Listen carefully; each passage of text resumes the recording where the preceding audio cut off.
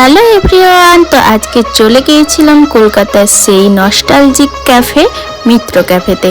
হ্যাঁ, যেখানে খুব ফেমাস হলো ফিশ কবিরাজি। যদিও সেটা এখন গ্যাসের প্রবলেমের জন্য আমাদের ওটা সার্ভ করা হয়নি, ওটা বানানো হচ্ছিল না। তার বদলে আমরা নিয়ে নিয়েছিলাম ফিশ ডায়মন্ড ফ্রাই, যেটা দেখছো খুবই ফ্রেশ একটা মাছ ছিল আর খুবই টেস্টি ছিল।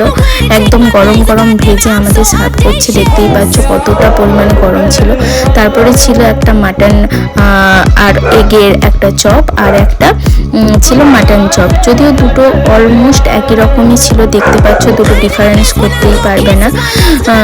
এগের থেকে মাটনের একটু টেস্টটা বেটার ছিল, যদিও মাটন আর এগের যে চপটা ছিল ওটা আর এটার মধ্যে খুব একটা বেশি ডিফারেন্স আমি বুঝতে পারিনি।